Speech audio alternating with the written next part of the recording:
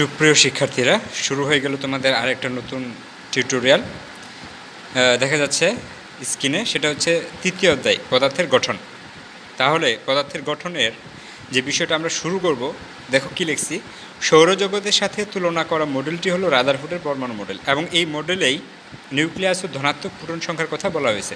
তাহলে পরীক্ষায় যদি উদ্দীপক আসে, উদ্দীপকে যদি সৌরজগৎ অথবা নিউক্লিয়াস কিংবা ধনাত্মক প্রোটন সংখ্যার কথা তুমি বুঝতে পারো, তাহলে যে মডেলটা তুমি ব্যাখ্যা করবা সেটা হচ্ছে বিজ্ঞানী রাদারফোর্ডের পরমাণু মডেলটা ব্যাখ্যা করতে হবে।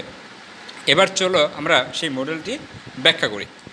একদিন বিজ্ঞানী রাদারফোর্ড কী করলেন, তার গবেষণাগারে গবেষণা শুরু করলেন, এবং গবেষণাগারে যে রুমটা ছিল সেখানে জানালার একটা পর্দা ছিল, সে পর্দাতে রাখলেন কালো একটা পর্দা। তাহলে জানালার যে পর্দাটা ছিল সেই পর্দাটা ছিল কালো পর্দা, সেটা ছিল জিঙ্ক সালফাইডের। বিজ্ঞানীদের পর্দাও থাকে কেমিক্যাল, বিজ্ঞানীদের পর্দাটা থাকে কেমিক্যালের। তাহলে জিঙ্ক সালফাইডের কালো পর্দা, এটা হচ্ছে জিঙ্ক সালফাইডের কালো পর্দা। ওকে, তাহলে টেবিলের উপরে উনি কী করলেন খেয়াল করো। টেবিলের উপরে উনি একটা পরমাণু রাখলেন, কিসের? সেটা হচ্ছে গোল্ডের পাত, সোনার একটা পাত রাখলেন, গোল্ড এউ।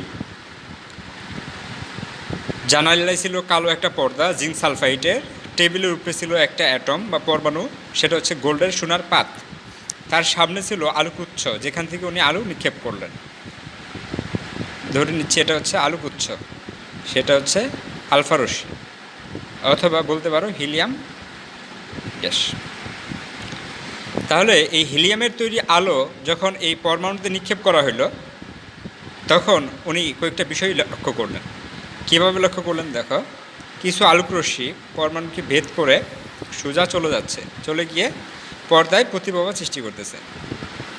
উনি খেয়াল করলেন কিছু আলোক রশ্মি নিক্ষেপ করার পরে সেটা সরাসরি পর্দায় গিয়ে প্রতিভাবা সৃষ্টি করতেছে। আবার কিছু আলোক রশ্মি যেটা কেন্দ্রের নিকট দিয়ে যাচ্ছিল, সেটা সরলরেখা বরাবর যাওয়ার পরে সেটা বক্ররেখা বরাবর চলে যায়। তাহলে কিছু আলোক রশ্মি যেটা কেন্দ্রের নিকট দিয়ে যাচ্ছিল, সেটা সরলরেখা বরাবর আসার পরে বক্ররেখা বরাবর চলে যাচ্ছে, এবং অপর কিছু আলোক রশ্মি যেটা কেন্দ্র বরাবর যাচ্ছিল, সেই আলোক রশ্মিগুলো ঠিক কেন্দ্রের দিকেই ফিরে আসতেছিল। পরীক্ষায় আসলে তুমি যদি বুঝতে পারো যে পরীক্ষায় রাদারফোর্ডের পরমাণু মডেল আসছে, তাহলে তুমি প্রথমে এই ফিগারটা অঙ্কন করবা, পিছনে একটা পর্দা থাকবে, সুন্দর করে আঁকাবা, সেটা হচ্ছে জিঙ্ক সালফাইডের কালো পর্দা। টেবিলের উপরে থাকছে একটা সোনার পাত, তার সামনে আছে আলোকউৎস, আলোটা হচ্ছে ধনাত্মক হিলিয়াম রশ্মি।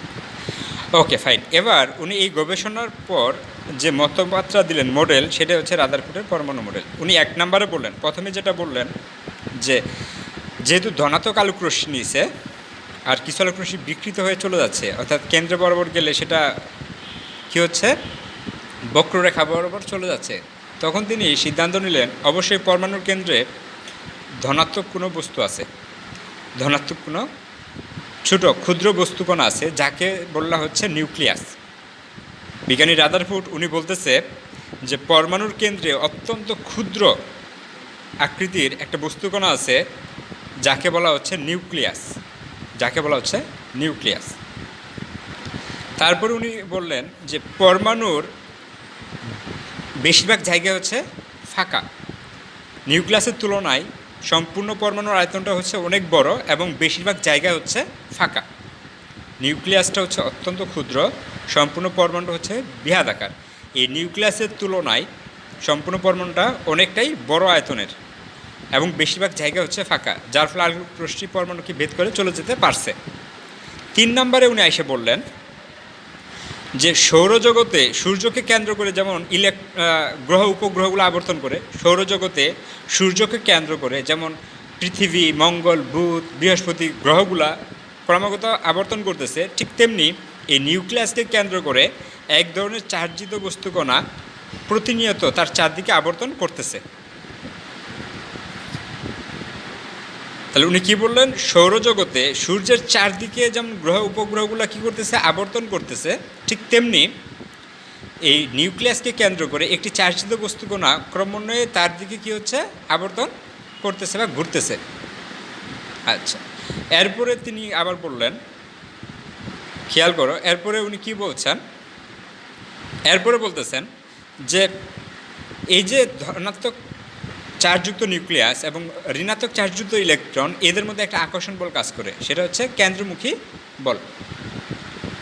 তাহলে এই যে নিউক্লিয়াস হচ্ছে ধনাত্মক চার্জযুক্ত, ইলেকট্রনটা হচ্ছে ঋণাত্মক চার্জযুক্ত, এই ধনাত্মক চার্জযুক্ত নিউক্লিয়াস এবং ইলেকট্রনের মধ্যে একটা আকর্ষণ বল কাজ করতেছে, এটার নাম দিলেন উনি কেন্দ্রমুখী বল। তাহলে এটাই ছিল মূলত রাদারফোর্ডের পরমাণু মডেল। আশা করি সবাই বুঝতে পারছো। এর পরবর্তীতে কয়েক বছর পর এই রাদারফোর্ডের পরমাণু মডেলটাকে নিয়ে গবেষণা করে বিভিন্ন বিজ্ঞানীরা গবেষণা করার পরে কতগুলো তথ্য দেয় যে এই মডেলে কিছু সীমাবদ্ধতা রয়ে গেছে, সীমাবদ্ধতা বা ত্রুটি। বিজ্ঞানী রাদারফোর্ড যে মডেলটা দিয়েছেন, ব্যাখ্যা করছেন, এই মডেলের পরে পরবর্তীকালে, অর্থাৎ বিজ্ঞানী রাদারফোর্ড মরে যাওয়ার পর পরবর্তীকালে বিজ্ঞানীরা গবেষণা করে দেখছেন যে বিজ্ঞানী রাদারফোর্ড যে মডেল দিছে সেখানে কিছু ত্রুটি বা সীমাবদ্ধতা আছে। কি সীমাবদ্ধতা সেটা খেয়াল করো। 1 নম্বর সীমাবদ্ধতা হচ্ছে, বিজ্ঞানী রাদারফোর্ড বলছেন যে সৌরজগতে সূর্যের চারদিকে যে গ্রহ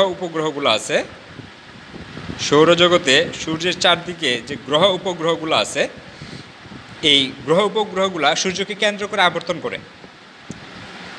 এখন ইলেকট্রন যদি নিউক্লিয়াসকে কেন্দ্র করে আবর্তন করে, ইলেকট্রনের একটা নির্দিষ্ট চার্জ আছে, সেটা হচ্ছে ঋণাত্মক চার্জ। ইলেকট্রন হচ্ছে ঋণাত্মক চার্জ বিশিষ্ট।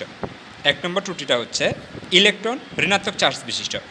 আর গ্রহ উপগ্রহগুলো নিরপেক্ষ, কোনো চার্জ নাই। যেমন পৃথিবী, মঙ্গল, এই সমস্ত গ্রহগুলার কোনো চার্জ নাই, এগুলো হচ্ছে চার্জবিহীন, চার্জ নিরপেক্ষ। কিন্তু নিউক্লিয়াসকে কেন্দ্র করে যারা আবর্তন করবে ইলেকট্রনের একটা নির্দিষ্ট চার্জ আছে, সেটা হচ্ছে ঋণাত্মক চার্জ। 2 নম্বরটা হচ্ছে, খেয়াল করো, বিজ্ঞানী রাদারফোর্ড বলছে যে ইলেকট্রনগুলো চারদিকে আবর্তন করে, কক্ষপথ সম্পর্কে কোনো ধারণা দিতে পারে নাই। কক্ষপথের আকার কেমন হবে, আকৃতি কেমন হবে, কক্ষপথ বৃত্তাকার হবে না উপবৃত্তাকার হবে না বক্রাকার হবে, এই সম্পর্কে, অর্থাৎ ইলেকট্রনগুলো কোথায় থাকবে সেই কথাটা উনি বলে নাই। তাহলে কক্ষপথ সম্পর্কে বিজ্ঞানী রাদারফোর্ড কোনো তথ্য দিতে পারে নাই। 3 নম্বরটা হচ্ছে, বিজ্ঞানী ম্যাক্সওয়েল নামে একজন বিজ্ঞানী ছিল, উনি বলছে যদি কোনো চার্জিত বস্তু কণা অনবরত ঘুরতে থাকে, একসময় এই চার্জিত বস্তুটা শক্তি হারাতে থাকে। যেমন ইলেকট্রন এখানে যে শক্তিতে আবর্তন করতেছে, সে ঘুরতে থাকলে সে কী করবে, শক্তি হারাতে থাকবে, এবং ক্রমান্বয়ে সে শক্তি হারিয়ে এই স্তর থেকে এখানে আসবে, এখান থেকে এখানে যাবে, এখান থেকে এখানে, একসময় ইলেকট্রনটা কেন্দ্রে চলে যাবে।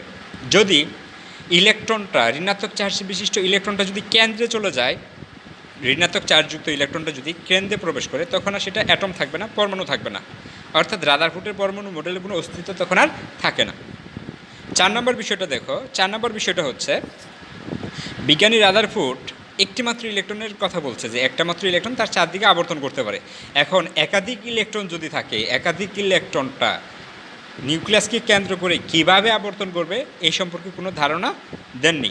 তাহলে এই বিষয়গুলোই ছিল মূলত বিজ্ঞানী রাদারফোর্ডের মডেলের সীমাবদ্ধতা বা ত্রুটি। আশা করি বুঝতে পারছি সবাই। ধন্যবাদ সবাইকে। পরবর্তী বিষয়টা দেখো, বুরের পরমাণু মডেল। আমরা যে বিষয়টা আলোচনা করব এখন, সেটা হচ্ছে আরেকটা মডেল, বুরের পরমাণু মডেল। বুরের পরমাণু মডেলটা কীভাবে চিনব, খেয়াল করো সবাই, যে মডেলে বুরের পরমাণু মডেল কীভাবে চিনব, যে মডেলে পরমাণুর কক্ষপথ, আকার ও আকৃতি এবং পারমাণবিক বর্ণালীর কথা বলা হয়েছে, সেই মডেলটি বুরের পরমাণু মডেল। খেয়াল করো, আমি আবার বলতেছি, যে মডেলে পরমাণুর কক্ষপথ থাকবে, আকার ও আকৃতি থাকবে এবং পারমাণবিক বর্ণালীর কথা উল্লেখ করা থাকবে, সেই মডেলটি হবে বুরের পরমাণু মডেল। এবার বুরের পরমাণু মডেলটা ব্যাখ্যা করো, যে বিজ্ঞানী বোর পরমাণু মডেলটা কীভাবে ব্যাখ্যা করেছেন এবং তার মডেলটা কী। খেয়াল করো, বিজ্ঞানী বোরের পারমাণবিক মডেলের প্রথম সাফল্য যেটা, সেটা হচ্ছে রাদারফোর্ড বলতে পারছে না যে ইলেকট্রনগুলো কোথায় অবস্থান করবে এবং কিভাবে থাকবে। বিজ্ঞানী বোর পরবর্তীতে আইসে আবিষ্কার করছেন যে ইলেকট্রনগুলা পরমাণুতে যে নিউক্লিয়াস থাকে এবং ইলেকট্রন থাকে, এই ইলেকট্রনগুলো নিউক্লিয়াসকে কেন্দ্র করে ঘুরবে, একটা নির্দিষ্ট কক্ষপথে ঘুরবে, এবং ইলেকট্রন যে কক্ষপথে ঘুরতেছে তাদেরকে বলা হচ্ছে কক্ষপথ, সেটা হচ্ছে বৃত্তাকার কক্ষপথ। তাহলে 1 নাম্বার যে সাফল্য, উনি কক্ষপথ আবিষ্কার করলেন, বৃত্তাকার কক্ষপথ, এবং তাকে এন দ্বারা প্রকাশ করলেন। কী দ্বারা প্রকাশ করলেন? এন দ্বারা। এন সমান যদি 1 হয় তাহলে প্রথম কক্ষপথ, এন সমান যদি 2 হয় তাহলে দ্বিতীয় কক্ষপথ, এন সমান 3 হলে তৃতীয় কক্ষপথ। এবং এভাবে বললেন যে এন সমান যদি 1 হয় তাহলে সেটা হচ্ছে কে শেল, ক্যাপিটাল লেটার কে শেল। এখন এন সমান যদি 2 হয় তাহলে 2 হচ্ছে এল শেল। এন সমান যদি 3 হয় এম শেল।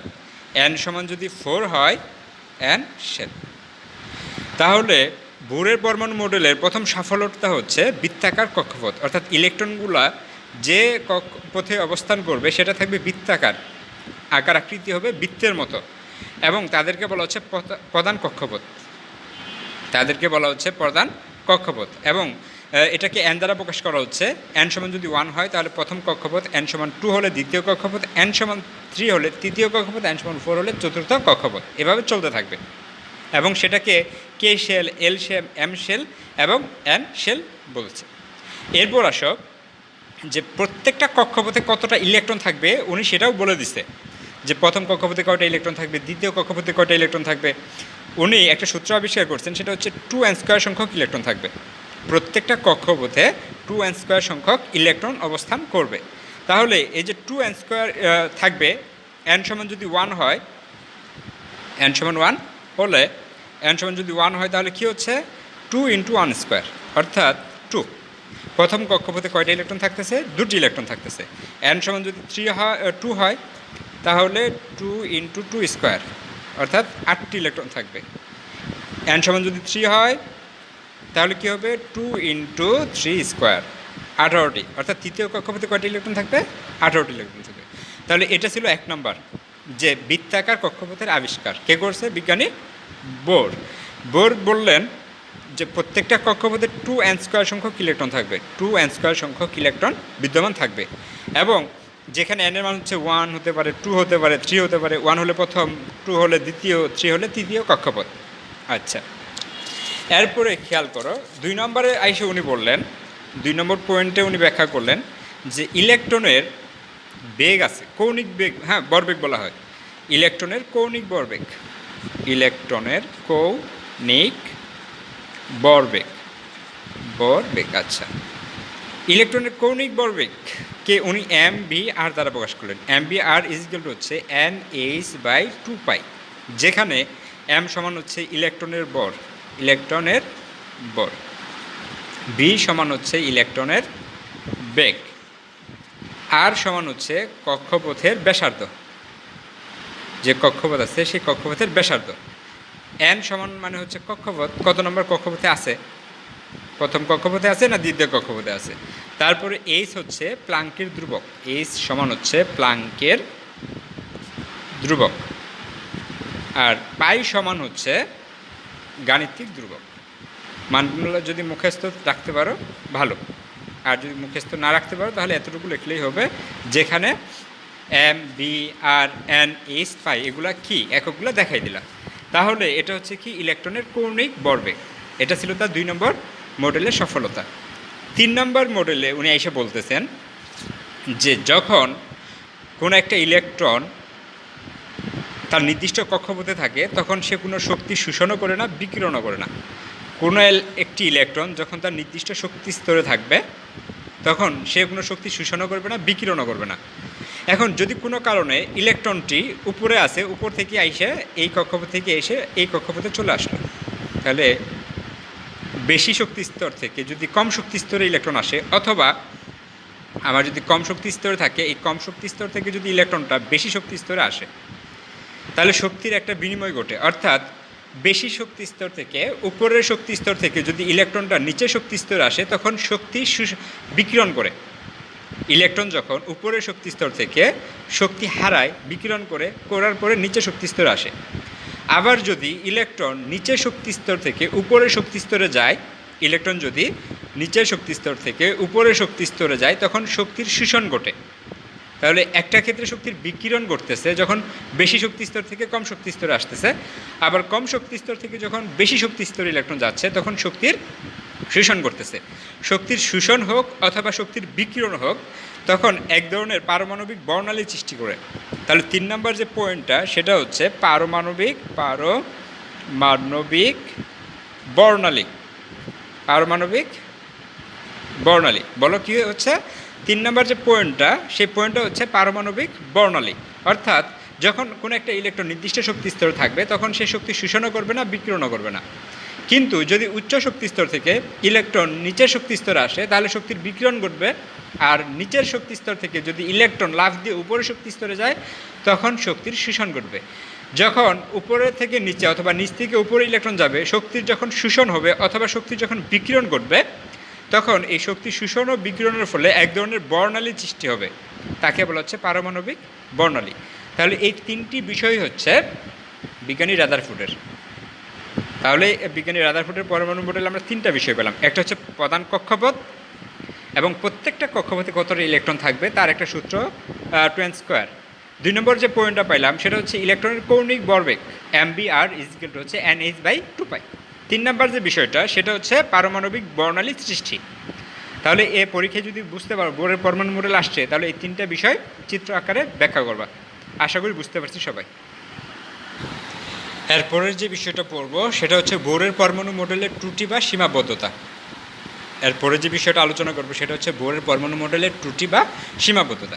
পরবর্তীকালে বিজ্ঞানীরা কী করছেন, তার পরমাণু মডেলের কিছু ত্রুটি বের করছেন। 1 নম্বর ত্রুটি হচ্ছে, উনি বলছেন, বিজ্ঞানী বোর বলছে যে যখন একটি ইলেকট্রন এক স্তর থেকে অপর স্তরে স্থানান্তরিত হবে শক্তির শোষণ এবং বিকিরণের ফলে বর্ণালী সৃষ্টি হবে, এ কথা উনি বলছেন। কিন্তু এটা একটি মাত্র ইলেকট্রনের ক্ষেত্রে ব্যাখ্যা করা সম্ভব। একাধিক ইলেকট্রন যদি এক জায়গা থেকে অপর জায়গায় স্থানান্তরিত হয়, অর্থাৎ তার নির্দিষ্ট কক্ষপথ থেকে অন্য কক্ষপথে স্থানান্তরিত হয়, তখন একাধিক ইলেকট্রন বিশিষ্ট পরমাণুর পারমাণবিক বর্ণালীটা আর ব্যাখ্যা করা যায় না।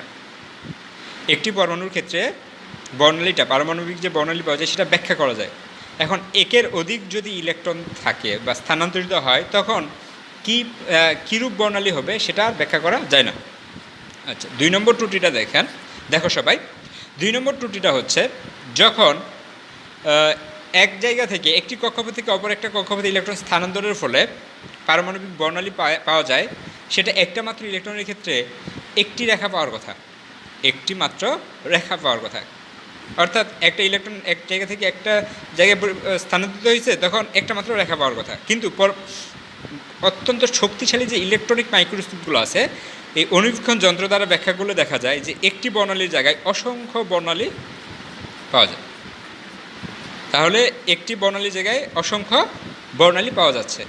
আর বিজ্ঞানী বোর বলেছে যে একটি পারমাণবিক বর্ণালী সৃষ্টি হয়, কিন্তু না, পরবর্তীতে শক্তিশালী মাইক্রোস্কোপ দ্বারা অনুবীক্ষণ যন্ত্রের সাহায্যে ব্যাখ্যা করে দেখা গেছে যে একটা মাত্র বর্ণালীর সৃষ্টি হয় না, এরকম অসংখ্য বর্ণালীর সৃষ্টি হয়। 3 নম্বর যে ত্রুটিটা, সেই ত্রুটিটা হচ্ছে, বিজ্ঞানী রাদারফোর্ড কক্ষপথের কথা বলে গেছে যে সেটা একটি কক্ষপথ, বৃত্তাকার কক্ষপথ, এরকম একটা বৃত্তের মতো কক্ষপথ আছে। কিন্তু পরবর্তীতে দেখা গেছে যে এই প্রত্যেকটা বৃত্তাকার কক্ষপথের আবার উপশক্তি স্তর আছে যেটা বৃত্তাকার না, সেটা হচ্ছে এরকম উপবৃত্তাকার।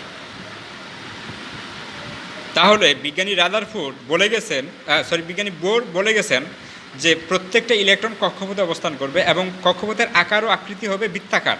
কিন্তু পরবর্তীকালে গবেষণা করে দেখা গেছে যে প্রত্যেকটা কক্ষপথের আবার উপশক্তি স্তর আছে বা অরবিটাল আছে, এই উপশক্তি স্তরগুলো বৃত্তাকার না, এগুলো হচ্ছে কি উপবৃত্তাকার। তাহলে এগুলাই ছিল মূলত, এই 3টা বিষয় ছিল মূলত কি বিজ্ঞানী রাদারফোর্ডের পরমাণু মডেলের ত্রুটি। 1 নম্বরটা হচ্ছে উনি একটি ইলেকট্রনের কথা ব্যাখ্যা করতে পারছেন, একটি ইলেকট্রনের পারমাণবিক, কিন্তু একাধিক ইলেকট্রন কীভাবে বর্ণালী সৃষ্টি করবে সেটা বলে যাননি। 2 নম্বরটা হচ্ছে যে একটি ইলেকট্রনের ক্ষেত্রে একটি পারমাণবিক বর্ণালী পাওয়ার কথা, কিন্তু পরবর্তীকালে দেখা গেছে যে না, একাধিক পারমাণবিক বর্ণালীর সৃষ্টি হয়। 3 নম্বরটা হচ্ছে উনি বলে গেছে যে কক্ষপথগুলো হচ্ছে বৃত্তাকার, কক্ষপথের আকার আকৃতি হচ্ছে বৃত্তাকার, কিন্তু পরবর্তীকালে দেখা গেছে যে প্রত্যেকটা কক্ষপথের আবার উপশক্তি স্তর আছে। এদেরকে বলা হচ্ছে অরবিটাল, এবং সেগুলো বৃত্তাকার নয়, সেগুলো হচ্ছে উপবৃত্তাকার। আশা করি আমাদের এই দুটি মডেল পরীক্ষায় আসার সম্ভাবনা খুবই বেশি, এবং আমরা এই দুটি মডেলই খুব ভালো করে বুঝতে পারছি। ধন্যবাদ সবাইকে।